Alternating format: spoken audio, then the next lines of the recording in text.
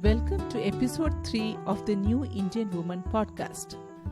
In today's episode, I am happy to welcome Mala Giridhar, a clinical psychologist by profession. Mala comes from the beautiful forest town of Sirsi in Karnataka. Today, she will take us through her own journey of starting from being nervous of any guest coming home to presently having an open home and farm where students from many schools and colleges come to stay and experience living differently, of running a passion project by the side, and many more interesting things. So now, over to Mala. Mala, welcome to this New Indian Woman podcast. Thank you so much. We're happy to have you here. Happy to be here.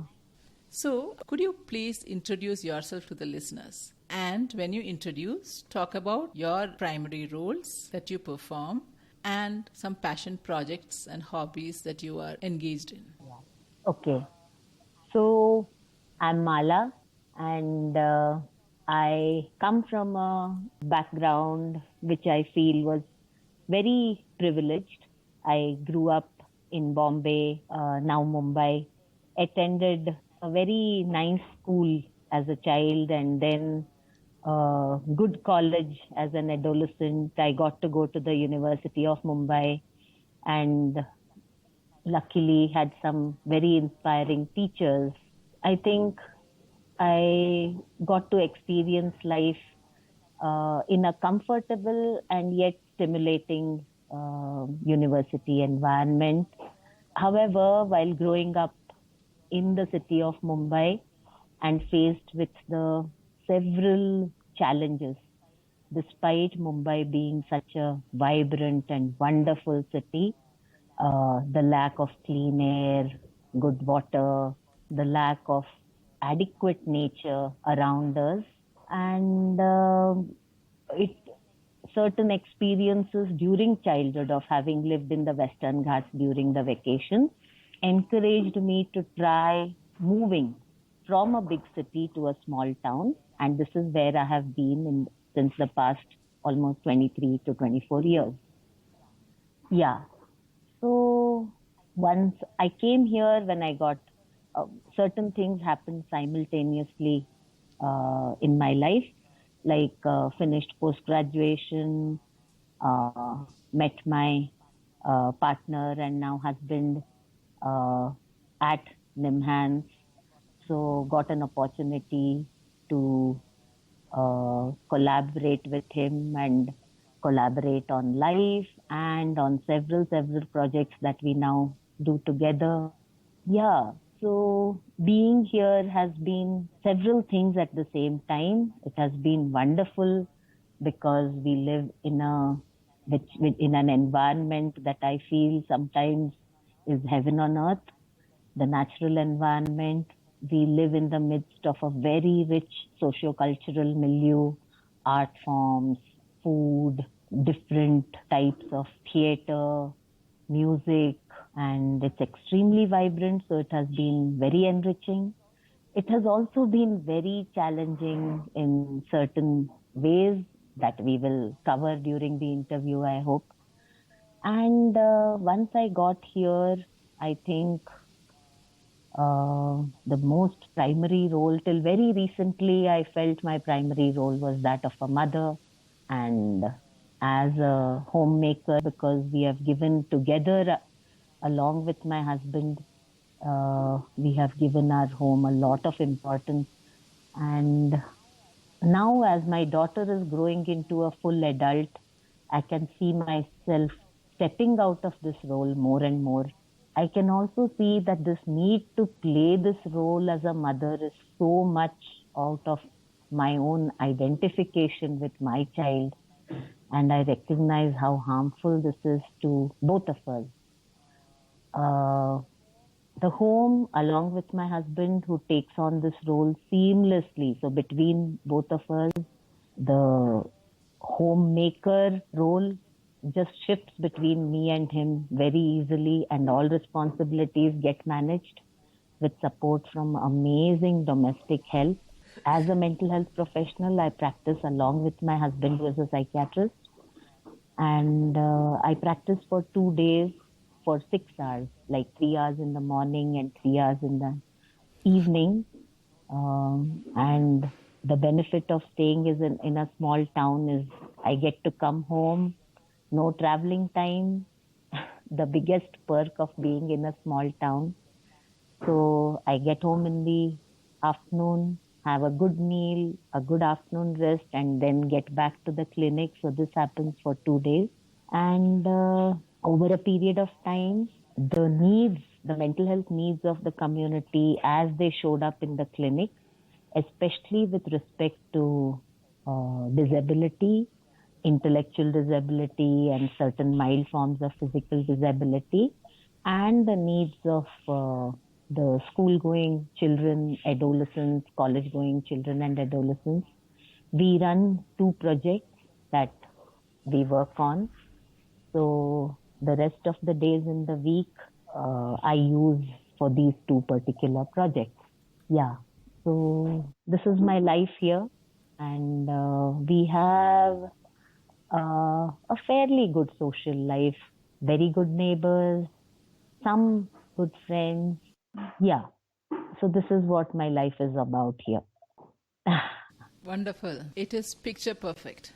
So tell me, we are interested to know more about your projects. Could you share a little more about the projects? Yeah, sure. So while we practiced in our clinic, we saw, like any community, approximately 1 to 2% of the population suffers from some or the other form of disability. And there is this whole area of intellectual disability, which is also earlier been referred to as mental retardation. There are different levels of this disability: mild, moderate, severe, and profound. And while the severe and profound disabled need a lot of home care, there is the mild and moderately disabled people who can come out of their homes, and given the proper support and caring environment, they can also become contributing members of society, contributing not only to the society but also to themselves in terms of their upkeep, their physical, psychological, social well-being. Unfortunately, the way our society is structured, these people remain hidden and kept away. It's a challenge to integrate them into the day-to-day life and work that we all go about, because we live in an age of doing things more quickly, better, swiftly, faster, and so on and on. So very few opportunities remain for these people to work and find a way to support themselves. So a few years ago, approximately 11 years ago, in our hospital, we started a place where these people could start engaging with making small products as small as newspaper packets. And just in a few months, we saw that the impact this activity had on their well-being in terms of providing them a routine, providing them some opportunity for social interaction, providing them a sense of having contributed to something, however small it is, small in our eyes, but probably for them, they were doing whatever was in their capacity to do.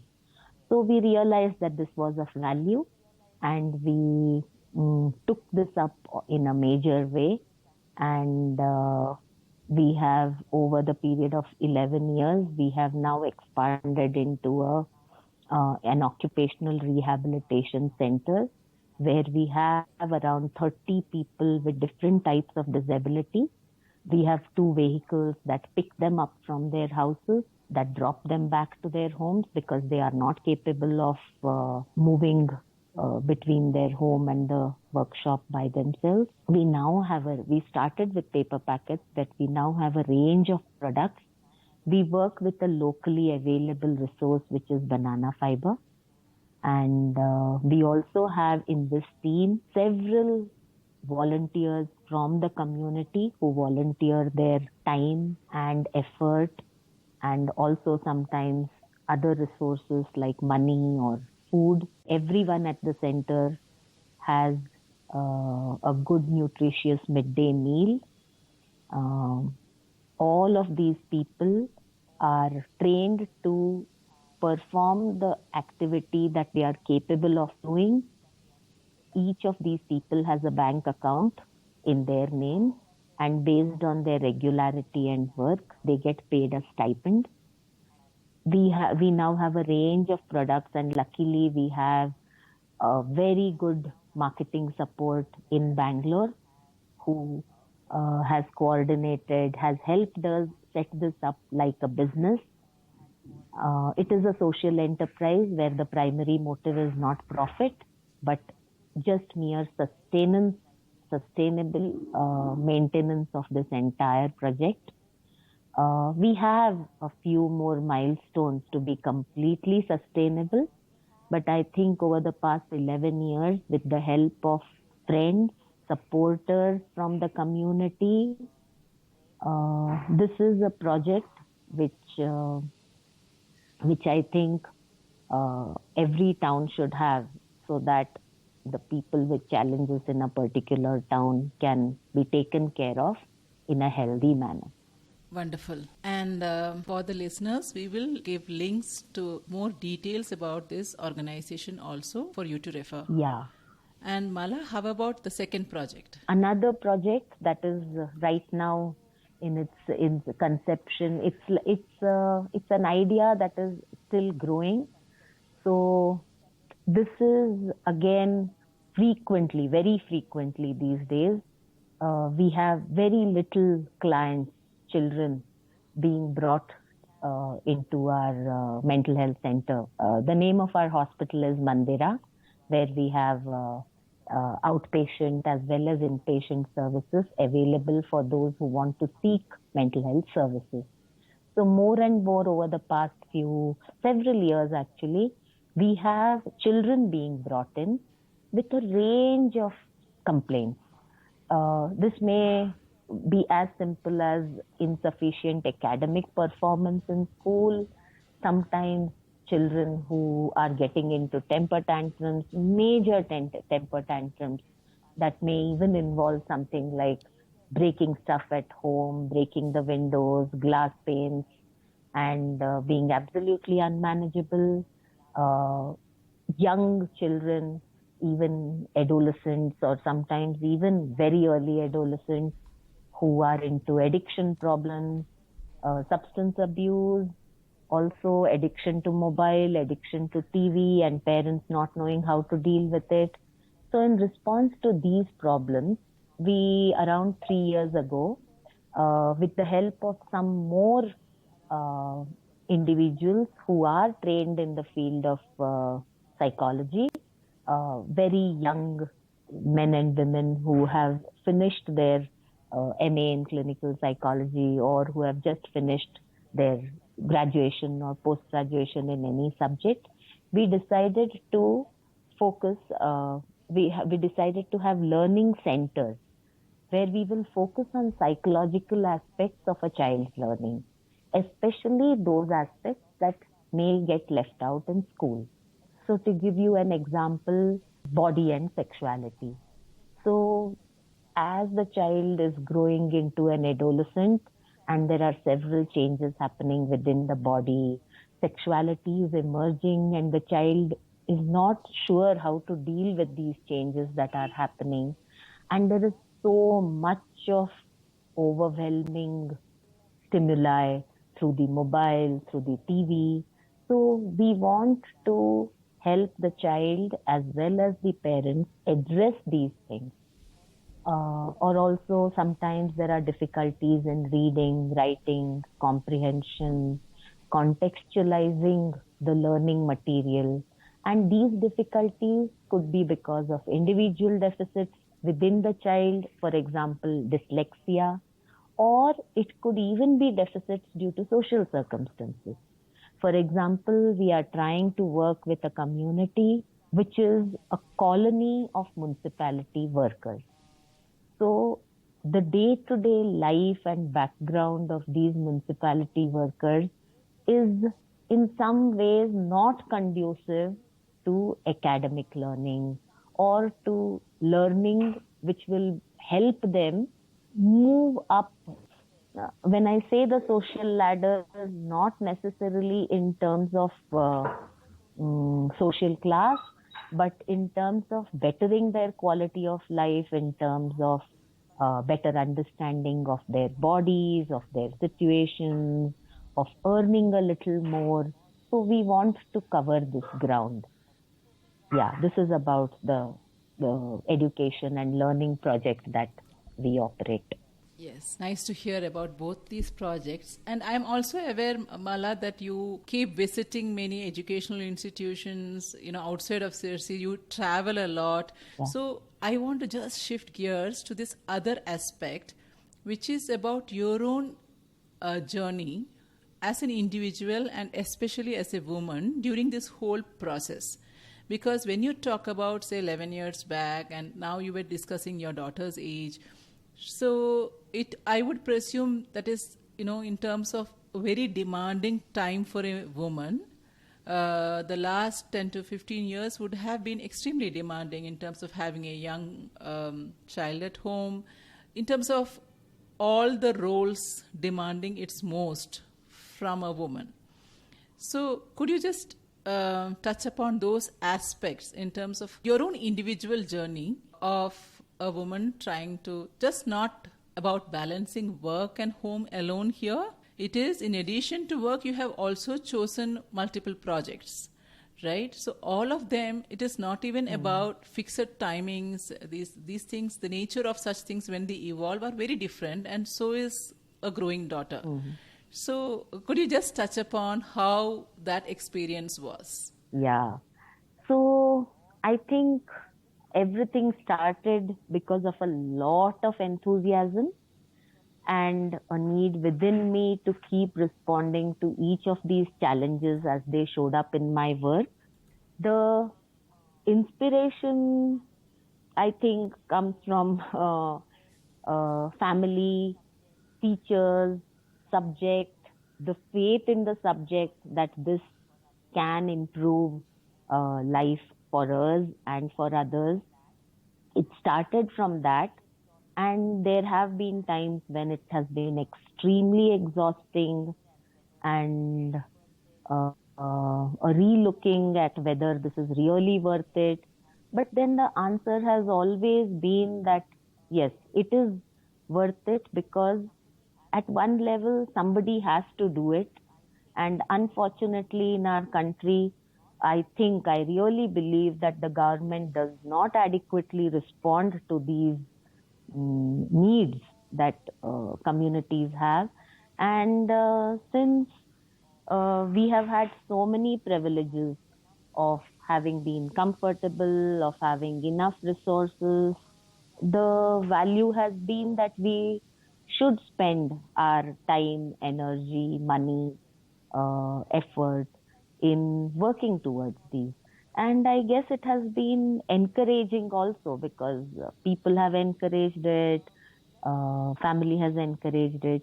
When the challenges have come up in terms of exhaustion, it has been very helpful to have family members, both husband as well as daughter, who have done what they could do at a particular point of time in terms of taking on responsibilities at home, providing the support needed. At times when that support has not been there, I think I have consciously expressed it, that it gets very difficult if that support is not there. And I think people have, I don't know to what extent that has disturbed them, but people around me have cooperated, and I think that matters. I like that. I like that especially because there is a, I would again, when we look back at most of our earlier generation, our parents' generation, maybe there was this notion of like, okay, you have to manage yourselves. But what I hear from you is at times when you felt there was this need for help, Yeah. and you felt, I should call out for that help. Yeah. I understand there's an intention amongst the family to help. Yes. But at certain times you feel that I need more help. Yeah. You were saying that you used to state it. Yes. And I think it's very important because many a times the tendency in women and especially Indian women is to okay, I have to sacrifice, I have to somehow manage it. And keeping the help required part to be kept inside our mind and still feel angry about it or helpless about it and somehow trying to become a superwoman. Whereas many a times it simply requires asking for help, giving it a try, and it is not always that people will say no. When you ask for help is when you realize there is so much more help that is available to you. Yeah. It is available. I would like to bring in 2-3 aspects here because they are psychological aspects and also something that is very important. So we keep doing till we get exhausted. And when we get exhausted and we can't take it anymore are also the times when we get very irritated. Right. And usually this ask for help does not come as a beautiful, courteous, will you please help me? True. It can come out in a very frustrating way and it can lead to it can also be an expression of anger because we have been trying to do our best and then in a state of exhaustion, it gets expressed. Yes. So at that time, I feel women have to understand, first of all, recognize, it has been pointed out to me often that my way of expression has been a little harsh or very harsh or I don't know how to express. It has taken a lot of guts to stay put in my position that if I am at a point of exhaustion, then it is going to be like that. And at this point of time, I would like to point to the force of habit in the other members. I think habit is very forceful. And if you're not used to putting in as much effort, then the self of the other person also is trying to protect themselves in several ways, in multiple ways. Then it can lead to some friction and some kind of loss of family peace. But we have to look at these as temporary. Right. Because there is always scope to, if everywhere else in the outside environment, as colleagues, as acquaintances, we put up our best front. Correct. If we cannot express our frustrations within the family, then it is not a healthy environment. There should be scope for expression of frustration and scope for listening to each other. Yeah. Well put. So, tell me, what has been some of the biggest challenges that you have faced and how you overcame that? And here again, I want you to touch upon 2 things, biggest challenges you face as an individual and biggest challenges you face as a woman. Okay. So, one of the biggest challenges I think I have faced as a woman is keeping my faith in expression, sometimes strong expression, dissent, disagreement.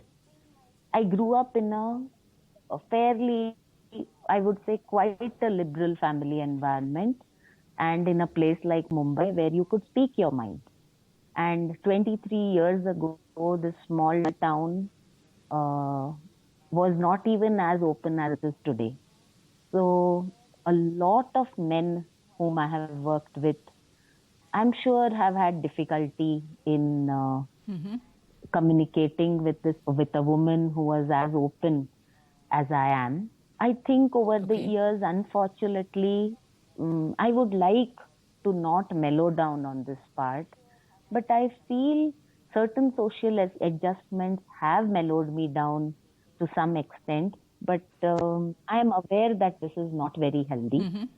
I am still in the process of figuring out how much to accommodate and how much to not let go. This has been one of my most challenging things. That's a very interesting perspective because very often we hear about, especially in the last 20 years, Yeah. people from small towns coming to the cities Yeah.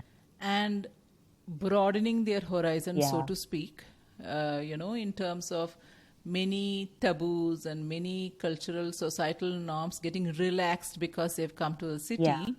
So you are talking about the exact opposite. Because you're coming from a city to the small town, you want to leverage whatever the upbringing in a city gave you, but at the same time, without ruffling feathers here, without hurting people here, and making sure your identity is not lost in the process. Yeah, because it's very, very easy.